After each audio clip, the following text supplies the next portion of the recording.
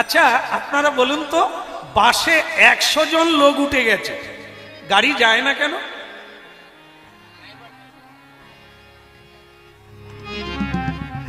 এক বুড়িমা একটা পুটলি বগলে নিয়ে, মূর্খ তো পড়াশুনো জানে না, মেয়ের বাড়ি যাবে, গাড়ির পিছন দরজা দিয়ে উঠে পড়েছে। পিছন দরজা দিয়ে উঠে দেখে লোকে লোকারণ্য, একটা সিট ফাঁকা নাই।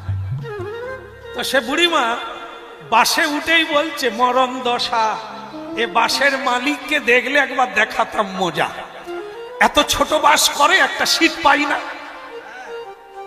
একবারে সামনের দিকে চলে গেল, গিয়ে দেখে একটা সিট ফাঁকা।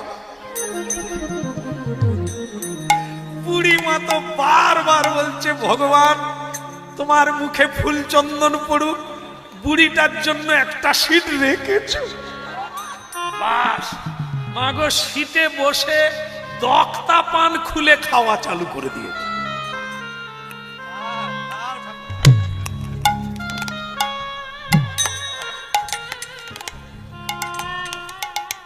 খাচ্ছে, ড্রাইভার এতক্ষণ পরে চা বিড়ি খেয়ে সে গেট খুলে দেখে তার সিট রিজার্ভ। ড্রাইভার তখন বলে, ও ঠাকমা, বলে কে রে, কেটা রে, অন্য গাড়িয়া। সে বলছে, ঠাকুমা আমি ড্রাইভার। বলে, হলি বা চৌকিদার, তুই জানিস আমি কত কষ্ট করে সিট পেয়ে, তুই পরের গাড়িয়া। এখন বাসের যাত্রীরাও তাকে বোঝাতে পারছে না যে ঠাকুমা উনি গাড়ি না চালালে আপনি মেয়ের বাড়িও যেতে পারবে না। কিন্তু বুড়িমা তো ওসব বুঝবে না, সে বলছে তুই কে রে, তুই অন্য গাড়িয়া। শেষকালে ড্রাইভার দেখলো এ ঠাকুমা বোধহয় পড়াশুনো জানে না, তাই ড্রাইভার বললে বুঝতে পারছে না। সে তখন বলে, ঠাকুমা আমি গাড়ি চালাই, ঠাকুমা আমি গাড়ি চালাই, না চালালে আপনি কোথায় যাবেন? বলে, মেয়ের বাড়ি। যেতে পারবেন না, আমি তো গাড়ি চালাই। তুই তো বলবি, খালি বলে ড্রাইভার ড্রাইভার। তা আমি কি করে বুঝবো যে তুই গাড়ি চালাই? তুই বলতেই পারতিস যে আমি গাড়ি চালাই। হ্যাঁ এসো ঠাকুমা, বসে পড়ো। ঠিক সময় আমার ঠাকুমা উঠেছে। হ্যাঁ হ্যাঁ, সব ছেড়ে গেল কিন্তু জুতোটা ছাড়লো না। এরা স্বর্গেও যেতে পারবে না। হ্যাঁ তো যাই হোক, ওনাকে রাস্তা দাও। আরে বাবা, আমার মা কিংবা ঠাকুমা তো এই বাত নেই, ঠিক সময়ে উঠেছেন তো এটা লেগে গেল কাজে। তাই যাই হোক, ঠাকুমা বললে যে বাপ ঠিক আছে, তুই গাড়ি চালাস তো উঠে বল, তুই যখন উঠবি সিটটা আমায় দিবি। তার মানে কি 100 লোক উঠে গেছে কিন্তু একজন বিনে গাড়ি চলছে না। এই জনের নাম কি? ড্রাইভার। জীবন গাড়ির ড্রাইভার কে? শ্রী গুরুদেব। হরি নামের তরিখানি শ্রী গুরু কান্ডারি। যার জীবনে গুরু নাই তার গাড়িতে ড্রাইভার নাই, যার জীবনে গুরু নাই তার জীবন রথ চলবে নাই, হয়ে যাবে। ও মন গুরু ভজরে, ওরে সোনার চাঁদ, দিল দরিয়ায় উঠলে তুফান, কে দেবে আশা? ও মন গুরু ভজরে, ও মন গুরু ভজরে, ওরে সোনার চাঁদ, দিল দরিয়ায় উঠলে তুফান, কে দেবে আশা? ও মন গুরু ভজরে। এ অর্জুন, রথ আছে রথি নাই, তুমি কি যুদ্ধ করবে আমার সঙ্গে? তোমার রথের রথি কোথায়, সারথি কোথায়? অর্জুন রেগে গিয়ে বললেন, ওই কথাটা ছেড়ে দাও যে তোমাদের ধারণা কৃষ্ণ থাকলেই আমি যুদ্ধ করি। তাহলে কে যুদ্ধ করে? কৃষ্ণ। আমি করি। কৃষ্ণ নাই তাতে কি ক্ষতি? তুমি আমার সঙ্গে লড়ে দেখো, জমাল হয়ে যাবে। সুধন্যা বললেন, তুমি কৃষ্ণ ভক্ত এটা ঠিক আছে, কিন্তু তোমার এই অহংকারের জন্য তোমাকে দণ্ড পেতে হবে। সব ভালো, বিনয় থাকলে মেনে নিলে ওপর দিকে উঠবে, অহংকার করলেই নিচে নামবে। মানুষ জীবনে অহংকার কদাচি ভালো নয়। বিনয়ী থাকো, হ্যাঁ, যথালাভে সন্তুষ্ট থাকো, ধীরে ধীরে করে বাড়বে। অহংকার করলেই নিচে পড়বে।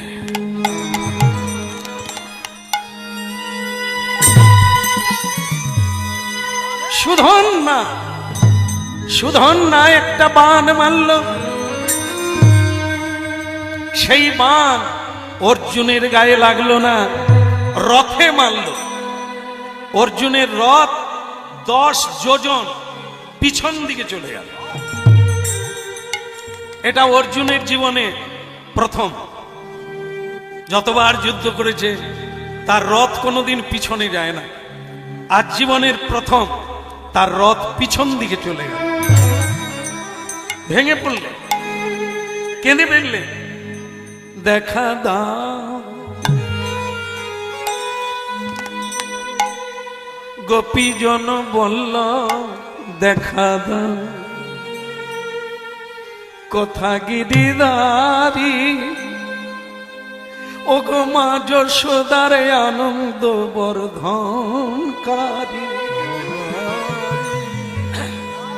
দেখা দাও দাও দেখা দাও। কৃষ্ণ অনেক আগে অর্জুনের রথে বসে আছে। চমকে উঠল অর্জুন, কৃষ্ণ তুমি? অনেক আগে চলে এসেছি। অনেক আগে? আচ্ছা কৃষ্ণ, যোগী ঋষি মুনি সংসারী জীব তোমাকে কত ডাকে, কই তুমি তো দেখা দাও না। আর আমি এইটুকু ডাকলাম, একটু স্মরণ নিলাম, আর তুমি এসে গেলে। তাহলে যারা ওপর দিকে পা করে নিচের দিকে মাথা করে তোমায় ডাকছে, কত মানুষ তোমায় কেঁদে কেঁদে ডাকছে, কই তুমি তো তাদের দেখা দিলে না। গোবিন্দ বলে, অর্জুন তারা তোমার মতো ডাকে না, তারা তোমার মতো ডাকে না গো, তারা তোমার মতো ডাকে না, তারা তোমার মতো ডাকে না গো। ভক্তমন্ডলী মায়েরা, এই আমরাও ভগবানের কীর্তন গাই, আপনারাও গান করেন। খোল করতাল নিয়ে স্টাফ তৈরি করে, দল তৈরি করে কীর্তন নয়। কীর্তন হাতে তালি দিয়ে, অন্তর দিয়ে বাড়িতে গাওয়া যায়, সেটা হবে আসল কীর্তন, লোকরঞ্জনের জন্য নয়। আমরা গাইছি লোকের ভালো লাগবে, প্রশংসা হবে। এর মধ্যে অনেকটা ফাঁক ফোকর আছে, মানে আমাদের পাওয়া, কিন্তু আপনাদের কোনো পাওয়ার ফাঁক নাই। কারণ আপনারা শ্রবণ করতে এসেছেন, আপনাদের কোনো চাওয়া পাওয়া নাই। তাই আপনারা নিখা, আপনাদের তাই যথার্থ হবে যা আপনারা গোবিন্দ চরণার বৃন্দে স্মরণ। এমন অন্তর দিয়ে চোখের জলে তোমার মতো কেউ ডাকে না।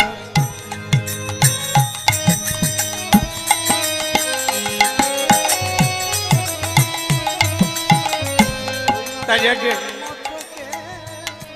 চোখের জল মোচো, অর্জুন চোখের জল মোচো, এখনো সমস্যাটা কি আমাকে বল, কেন তুমি আমাকে ডাকলে?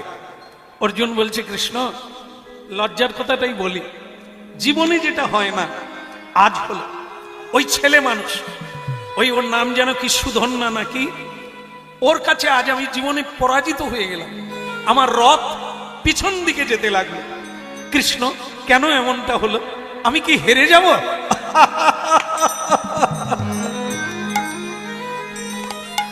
অর্জুন, এ পৃথিবীতে সবাইকে হারাতে পারবে, একটা জায়গায় হারবে তুমি।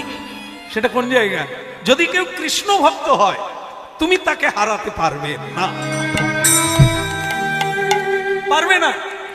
ওদিকে সুধন্যা দেখছে আর প্রণাম করছে, প্রভু প্রণাম। তার এটাই তো সবচাইতে শুভ সময়, এই অপেক্ষায় তো ছিল গোবিন্দকে দেখতে। আজ সে দর্শন করছে গোবিন্দকে, চুলগুলো কন্ধ পর্যন্ত ঝুলে গেছে, তার উপরে চূড়া পরা আছে, তাতে ময়ূরের পাখা দেওয়া আছে, এক হাতে শঙ্খ রেখেছেন আর এক হাতে চক্র রেখেছেন। কি অপূর্ব সুবর্ণধারী, কি অপূর্ব নবনীরোদ কান্তি, শ্যামল বর্ণ আমার প্রাণ। সুধন্যা গেয়ে উঠল, সুন্দর লালা নন্দ দুলালা নাচো তো শ্রী বৃন্দাবন মে। ওই সুন্দর লালা নন্দ দুলালা নাচো তো শ্রী বৃন্দাবনে মে। সুন্দর লালা নন্দ দুলালা নাচো তো শ্রী বৃন্দাবন মে। এখন ভক্তমণ্ডলী মায়েরা, যে ঘটনাটা ঘটে গেল সেটা কি? অর্জুন বলছে, কৃষ্ণ আমি এসব মানি না, ওকে আমি মারবো, ওকে আমি বিনাশ করব, না হলে আমার নাম অর্জুন নয়। এই আমি কথা দিলাম, এই তোমার সামনে কথা দিলাম। তিনটে বাণের দ্বারা এই সুধন্যা নামক ছেলেটিকে আমি মারবো। যদি না মারতে পারি, আসতে, যদি না মারতে পারি, চিতা সাজিয়ে ঘি ঢেলে আমি নিজে চিতায় উঠব। ভগবান বলে, অর্জুন সবই ঠিক ছিল, এই অহংকারটা করা ঠিক হলো না আমারই সামনে। তাহলে আমাকে ডাকলে কেন? তুমি যদি প্রতিজ্ঞা করবে তো আমাকে ডাকলে কেন? আর ওদিকে সুধন্যাও শুনে বলছে, এই যে অর্জুন, তুমি 3টে বাণ মারবে, তার মধ্যে আমি একটাতে মরবো, তো আমিও তোমাকে কথা দিলাম কৃষ্ণকে মাঝখানে রেখে। আমি যদি কৃষ্ণ ভক্ত হই, তাহলে আমি তোমাকে বলে দিলাম তোমার 3টে বাণ আমি কেটে দেব। ভগবান বলে, এরা দুজনেই পাগলা, আমাকে যদি ডাকবি তো তোরাই এরকম প্রতিজ্ঞা করবি কেন? এবার কার প্রতিজ্ঞা আমি রাখবো? এ বলছে মারবো, সে বলছে কাটবো, এবার আমি কি করব মাঝখান থেকে? ভগবান দেখলেন একটা সিদ্ধান্ত নিতেই হবে, আমি কোন দিকে যাব, সুধন্যার দিকে না অর্জুনের দিকে? ভগবান তো সকলের, তাই না? তাহলে সে কি করবে? শেষকালে ভগবান একটা সিদ্ধান্ত নিল, কি সেটা আপনাদেরও কাজে লাগবে। বলি নাকি না ছেড়ে দেবো? না, খিদে লাগছে, কিরকম খিদে লাগে না? আমাকে যে অনেকে বলল দেরি করবেন না, 8টার দিকে ছেড়ে দেবে, 8টা বাজলেই কিন্তু আমি ছেড়ে দেব। 8টা বেজে গেছে, অনেকক্ষণ আমি ঘড়ির দিকে তাকাই না। আপনাদের যে এত কষ্ট দেওয়া হচ্ছে আমি বুঝতে পারি না। এবার বন্ধ করি নাকি? আচ্ছা, এই তো হয়ে গেল, বানটা কেটে দিলেই তো হয়ে গেল। বলো রাধা রমন কি, বলো কৃষ্ণ কৃষ্ণা কি। তাহলে বানের হলো কি? কৃষ্ণ বলছে কি হলো না, একটা সাপ একটা ব্যাঙ। ব্যাঙ বলছে সাপ আমার পিছনে আসছে, হে ভগবান আমাকে বাঁচাও, আমি মরতে চাই না। সাপ বলছে, হে ভগবান আমার খিদে লেগেছে, আমি ব্যাঙটাকে ধরতে চাই, তুমি আমাকে সাহায্য করো। ভগবান বলে, দুজনেই আমাকে ডাকছে, এবার আমি কাকে কি করব? ভগবান সাপের কাছে গেল, সাপকে আগে উপদেশ দিচ্ছে, ওরে সাপ, বলে বলুন প্রভু, ছাড়বি তো মরবি, মানে ধরবি কিন্তু ছাড়বি না, যখনই ছাড়বি তখনই মরবি। সাপ বলে, খিদে লেগেছে, ধরবো, ছাড়বো কেন, ধরে রাখবো। ব্যাঙ বলছে, তাহলে প্রভু আমার কি কিছু নাই, আমি যে তোমাকে ডাকলাম। ভগবান বলে, ব্যাঙ তোমাকে একটা উপদেশ দি, নড়বি তো মরবি। এই দুজনকে দুটো উপদেশ দিল। সাপকে বলল ছাড়বি তো মরবি, ব্যাঙকে বলল নড়বি তো মরবি। এবার কাজ করো, যে যার উপদেশ পালন করো। এইবার ব্যাঙ ছুটে যাচ্ছে, পালাবার চেষ্টা করছে, আর এদিকে সাপ ছুটতে গিয়ে খপ করে ধরে ফেলেছে। ভগবানের কৃপা আছে, বলে দিয়েছে। কি বলেছে মনে নেই, ছাড়বি তো মরবি, বাস। আর ব্যাংকে বলে দিয়েছে নড়বি। ব্যাংক মানে স্টেট ব্যাংক না, এই যে হ্যাঁ, এই যে লাফায় লাফায়, তাই যাই হোক, সেই ব্যাংককে বলে দিয়েছে যে তুই নড়বি তো মরবি। আর সাপ ধরেছে, ধরা মাত্র মানে যেন কারেন্ট চলে গেছে। আর সে ব্যাংক একবারে লুজ হয়ে গেছে, মানে ঠান্ডা হয়ে। সাপ ভাবে জীবনে অনেক শিকার ধরেছি, এরকম ভেত শিকার আমি ধরিনি। একবার ধরার আগে মরে গেছে, ধরার আগে মরে গেছে। তো সাপ তখন চিন্তা করলো তাহলে ছেড়ে দি, মরে তো গেছে, ছেড়ে দি, পরে খাবো, দাঁত ব্যথা করে কি করবো। বাস, সাপ ছেড়ে দিয়েছে। ব্যাঙ পিট পিট করে দেখছে কোন দিকে জল আছে। বাস, সে সুযোগ মরে ঝুপ করে পড়ে গেছে। এই সাপ রেগে গিয়ে বলে, ঠাকুর এটা তোমার কিরকম লীলা? আমি যে তোমাকে এত জানালাম, তুমি তো ব্যাঙের হয়ে কাজ করলে, আমার তো কাজ করলে না। ভগবান বলে, সাপ তোকে কি বলেছিলাম বল, ক ক ক না রে, বলে তোকে বলেছিলাম ছাড়বি তো মরবি। বলে তুই ছাড়লি কেন? বলে আমি জানি সে মরে গেছে, তুই যদি জানবি আমাকে ডাকবি কেন? এই হলো ব্যাপার। মানুষ ভগবানের উপদেশ মানে না, মন গড়া বুদ্ধিতে চলে, তাকে তো মরতে হবে। এই জন্য ভগবান বলে, সাপ সাপ ভগবানের কথা রাখে না, ব্যাঙ রাখলো, ব্যাঙ নড়লো না, বাস সাপ তাকে ছেড়ে দিল, সে বেঁচে গেল। তাহলে ভগবানের উপদেশ যে মানবে সেই বাঁচবে, যে মানবে না সেই। এবার কি হলো, ওদিকে যুদ্ধ শুরু হয়ে গেল। অর্জুন বলছে তিনটে বাণ মারবো, তার মধ্যে যে কোনো একটাতে তুমি মরবে, এ আমার প্রতিজ্ঞা। আর সুধন্যা বলে দিলেন তিনটে বাণী কেটে দেব। প্রথম বাণ মারলেন, যেই প্রথম বাণ মারল সুধন্যা, সেই বাণ কেটে দিল। দ্বিতীয় বাণ মারল অর্জুন, সে বাণটাও কেটে দিল। একটা বাণ অর্জুনের হাতে, কৃষ্ণ এই বাণটা ওকে মারবো, যদি না মরে এটাও যদি কেটে দেয়, তাহলে তোমার সখা অর্জুন চিতা সাজিয়ে তাতেই পুড়ে মরবে। ভগবান জানে অর্জুন জীবনে মিথ্যে কথা বলে না, ও মরবে যদি না মারতে পারে। আর ওদিকে সুধন্যা, সে আমার প্রাণের চেয়েও বেশি কৃষ্ণ ভক্ত। আজ সে যদি মরে যায়, পৃথিবীতে আমার কলঙ্ক হবে। আমি যে কি করি, আমি যে কিভাবে রক্ষা করি কাকে, আমি বুঝতে পারি না।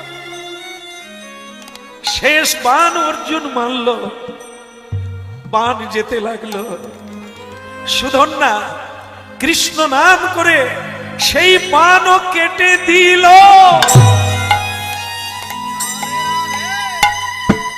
অর্জুন কেঁপে উঠল ভয়ে, তিনটে বাণ কেটে দিল, তার মানে আমার বাক্য মিথ্যে হয়ে গেল। কৃষ্ণ তুমি ওর সহায় হয়ে গেলে, আমার সহায় হলে না। ভগবান এত চতুর, এত চতুর, কারো কথা মিস করেন না, কাউকে ত্যাগ করেন। এখানে সেটাই করলে। অর্জুন বলেছিল তিনটে বাণ মারবে, তার একটাতে মরবে। সুধন্যা বলেছিল তিনটে কাটবে, সুধন্যার কথাটা কমপ্লিট করে দিল, কেটে দিল, কেটে দিল। সুধন্যার কথাটা ভগবান রাখলে, অর্জুনেরটা এখনো রাখা হয়নি। এই যে তার লীলা এত সূক্ষ্ম, এত গম্ভীর, আমাদের মাথায় ঢোকে না, যেটা ওনার মাথায় আছে। কি করলে? কথা রাখা হয়েছে, বান কেটে দিয়েছে, কাটা বান এরকম করে যাচ্ছে, কাটা বান, অর্ধেক বান যাচ্ছে। যেতে যেতে ও একবারে সুধন্যার কাছে পৌঁছে গেল। সুধন্যা বললেন, কৃষ্ণ ধন্য তুমি, আমার কথাও রাখলে, এখন তুমি অর্জুনের কথা রেখে অর্ধেক বান আমার দিকে আসছে। কোনো দুঃখ নেই, কোনো দুঃখ নেই গোবিন্দ, তোমাকে দেখতে দেখতে মরবো, তোমাকে দেখতে দেখতে আমি জীবন নাশ করে দেব। হরি বল।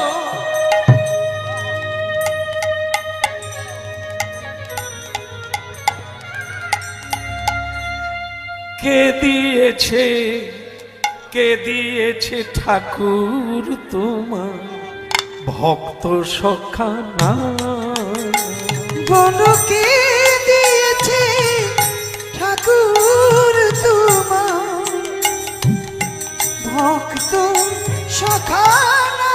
দয়াময় ওগো কৃপাময়, বলো কে দিয়েছে ঠাকুর তোমার ভক্ত সখা না?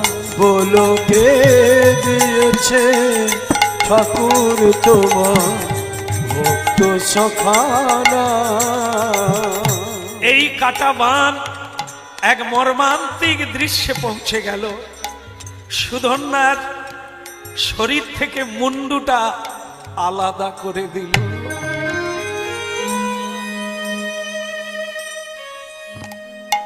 ভক্ত সুধন্যা, তার বদনটা আলাদা হয়ে গেল, মাটিতে পড়ে গেল।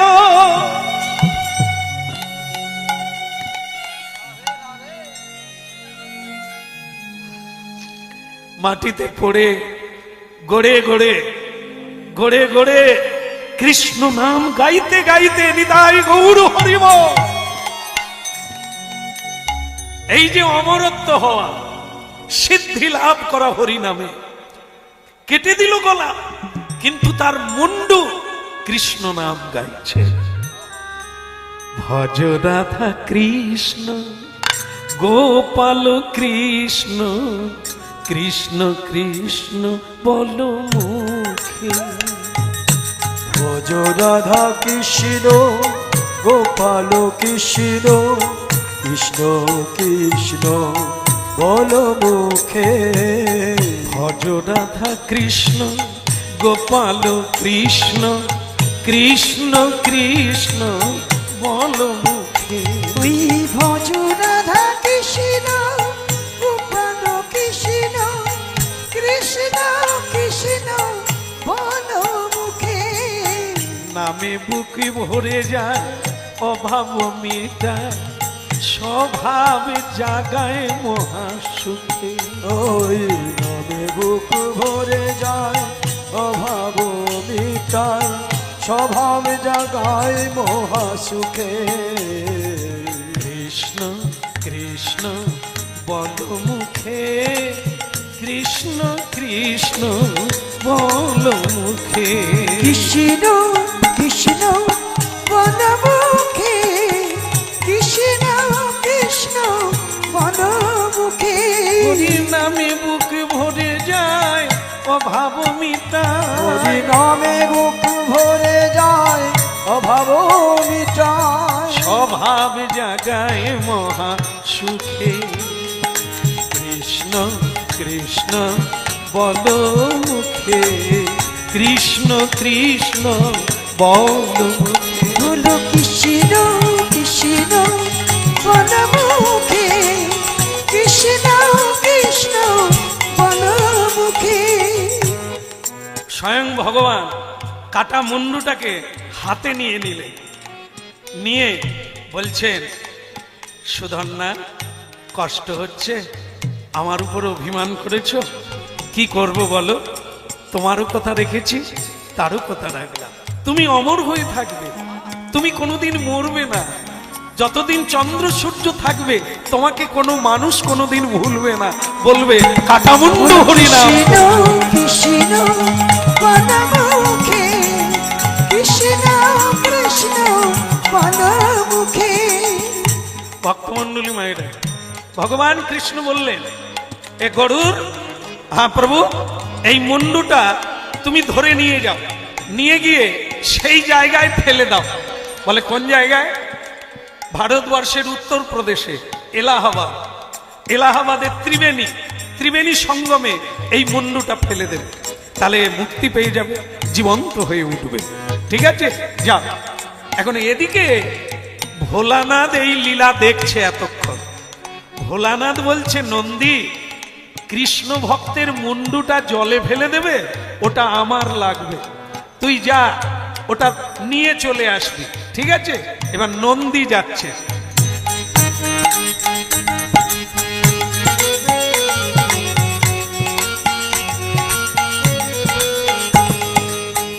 ভোলানাথের নন্দী এলাহাবাদ পৌঁছে গেল ত্রিবেণী সঙ্গমে।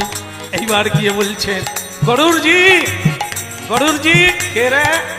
আমি নন্দী, এখানে কেন? তুই তো তোর মালিকের কাছে যাবি, ভোলানাথের কাছে, এখানে কি? বলে ওই মুন্ডুটা প্রভু চেয়ে পাঠিয়েছেন, তোর মাথার মুন্ডু। তোরও প্রভু ভোলানাথ, আমার প্রভু ভগবান বিষ্ণু কৃষ্ণ, তিনি আমাকে বলেছেন ত্রিবেণীতে ফেলে দাও, আর তোর প্রভু বলেছে মুন্ডুটা নিয়ে। ও তো হবে না, আমি ফেলে দেবই। তো তখন নন্দী বলছে, তোমার সঙ্গে মারপিট করে পারবো না, তুমি একটা বুদ্ধি দাও না, তোমার কথাও থাকবে আমার কথাও থাকবে। বলে হ্যাঁ, এটা একটা ভালো বলেছিস, তুইও প্রভুর দাস, আমিও প্রভুর দাস। তাহলে একটা কাজ কর, কি? আমাকে বলেছে ফেলে দিতে, তা আমি ত্রিবেণীতে ফেলবো, তুই নিচে থেকে ক্যাচ ধরে নে। বলো কৃষ্ণ তাই গৌর হরি হরি বল। কৃষ্ণ কৃষ্ণ বনমুখে। ভজ রাধা কৃষ্ণ গোপাল কৃষ্ণ, কৃষ্ণ কৃষ্ণ বল মুখে। ভজ রাধা কৃষ্ণ গোপাল কৃষ্ণ, কৃষ্ণ কৃষ্ণ বলো মুখে। শেষ করলাম, শেষ কথা বলি, সেটা কি? আজও সুধন্যা আপনাদের কাছে আছে, আপনাদের কাছে আছে। যারা জপমালায় জপ করে, সুধীগণ, বৈষ্ণবগণ, সাধুগণ, জপমালা, যেটাকে মেরু বলা হয়, যেটা কোনো গণনার মধ্যে নেই, এটি সুধন্যার মাথা, ভোলানাথ মালা গেঁথে তার গলায় পড়ে আছে। আর আজও সেই বৈষ্ণবগণ সুধন্যার মাথাকে মেরু বলে সর্বাগ্রে প্রণাম করে তবে হরিনাম শুরু করে সুধন্যা। আজকে এই পর্যন্ত আপনাদের হৃদয় বৃন্দাবনে ভক্ত ভগবানের অপ্রাকৃত মিলন রাখলাম। আপনারা তো মহাপ্রসাদ অবশ্যই পাবেন, আর আবার যদি মহাপ্রভু কোনোদিন টেনে আনে, আবার নূতন করে আস্বাদন হবে। বাতাসা কি আছে? বাতাসা আছে? বা বা বা বা, এই আশায় তো আশা নিয়ে আসুন।